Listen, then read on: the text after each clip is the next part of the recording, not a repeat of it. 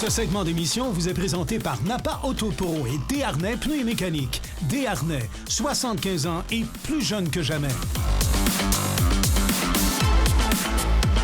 Nous sommes présentement chez Desharnais Pneus et Mécanique et je suis en compagnie de Danny Bédil. Salut Danny. Salut Daniel. Ça va bien? Très bien, merci. Alors Danny, cette semaine, on va parler d'un phénomène. La voiture électrique et l'entretien d'une voiture électrique. Bon, les gens qui vendent la voiture électrique disent achetez-vous une voiture électrique, vous partez avec ça, vous n'avez rien à faire sur votre voiture électrique. Là, on va parler un peu d'entretien. Qu'est-ce qu'il y a à faire sur la voiture électrique? Est-ce que c'est vraiment moins cher d'entretenir une voiture électrique? Effectivement, c'est moins cher, Daniel. Soyons bons joueurs. Puis effectivement, entretenir un véhicule électrique, on peut parler de 20 à 30 de moins cher annuellement. Par contre, est-ce qu'un véhicule électrique requiert aucun entretien? La réponse, c'est non. On est clair là-dessus. C'est un véhicule, on a déjà parlé par le passé, c'est un véhicule qui est souvent plus lourd, c'est un véhicule qui a beaucoup de puissance. Donc, c'est un véhicule qui va être un peu plus dur sur les composantes, que ce soit les composantes mécaniques, que ce soit quand on parle de freins, ces choses-là. Donc, oui, il y a de l'entretien à faire, puis c'est important. OK. Donner un exemple pour les freins. Souvent, quand on prend le temps de lire un peu ce qui se passe dans l'industrie du véhicule électrique, ils disent les freins, ça peut durer jusqu'à 100, 120 000 km. La réponse, est-ce que c'est vrai?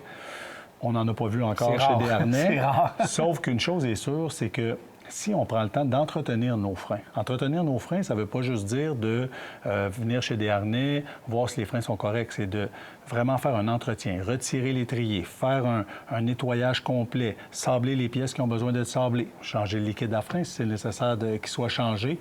Oui, on peut faire très longtemps avec les freins des voitures électriques parce qu'ils sont à peu près jamais sollicités.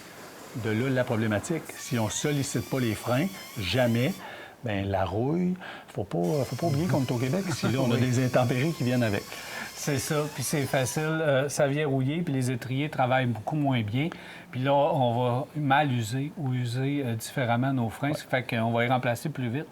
Puis c'est ce que vous voyez ici dans l'atelier. Bien, c'est ce qu'on voit. Puis souvent, les gens vont arriver et ils vont nous dire « je serais dû pour faire un entretien de frein ». Malheureusement, une fois sur deux, on arrive, on démonte les étriers. Il n'est plus possible de faire d'entretien parce qu'on a trop attendu. Une fois que la rouille a commencé à attaquer le disque ou les plaquettes ont commencé à user inégalement parce que l'étrier, la mâchoire qui sert de freinage, ne travaille plus. Bien, si on a une plaquette qui est la moitié l'épaisseur de l'autre, il n'y a plus d'entretien. Là, on parle d'un remplacement.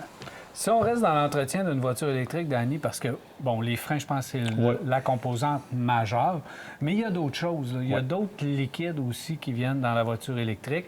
Et on est au Québec, hein? C'est un trou, une bosse. Alors, les suspensions également, direction, c'est comme n'importe quelle autre voiture, puis c'est très sollicité aussi. Et avec le poids, le surpoids du véhicule, c'est encore plus sollicité. Effectivement, mais il faut être encore une fois transparent. Souvent, les pièces de direction vont être un peu plus robustes que certaines pièces de direction de l'auto conventionnelle. Par contre, de faire vérifier votre alignement, de faire vérifier votre conduite une fois par année, je pense que c'est pas exagéré parce que, encore une fois, les pièces sont plus robustes, mais sont aussi plus dispendieuses. Fait que si on est capable de faire des ajustements pour s'assurer que le véhicule, la géométrie est bonne, on s'entend un véhicule électrique, véhicule un peu plus lourd, géométrie pas parfaite, les pneus, directement un impact. Là, on va user les pneus plus croches, les pneus coûtent cher, on le sait. Là, je pense que les prix ne cessent d'augmenter. Il faut faire attention à ça. Alignement, les freins et les liquides. On a des liquides qui servent de liquide de refroidissement. C'est important de les vérifier. Absolument. Danny, c'est-tu plus facile pour un propriétaire de voiture électrique de devenir négligent puis de dire, bof...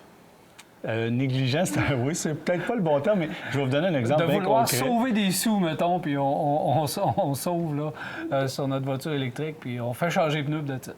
Exactement, mais les gens sont mal informés généralement.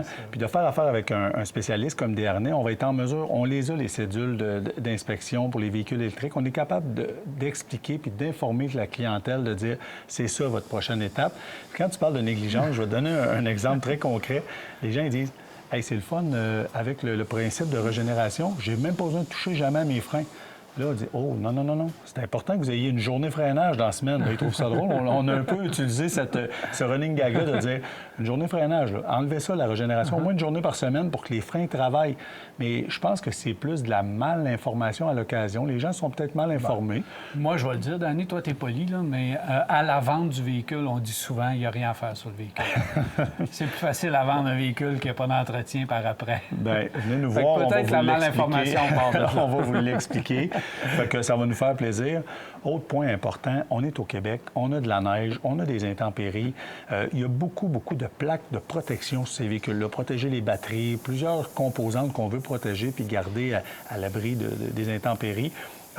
Se stationner d'un banc de neige, c'est pas une bonne idée. Ces plaques-là, une fois qu'ils ont commencé soit à se briser ou ces choses-là, nous autres, on les inspecte. À toutes les fois que les véhicules rentrent ici, pour que ce soit pour un changement de pneus, que ce soit une vérification d'alignement, on prend la peine de regarder toutes ces plaques-là qui sont de protection, justement pour s'assurer qu'ils font leur travail. Justement. Il y a les véhicules électriques 100 tu l'as dit, tout est important.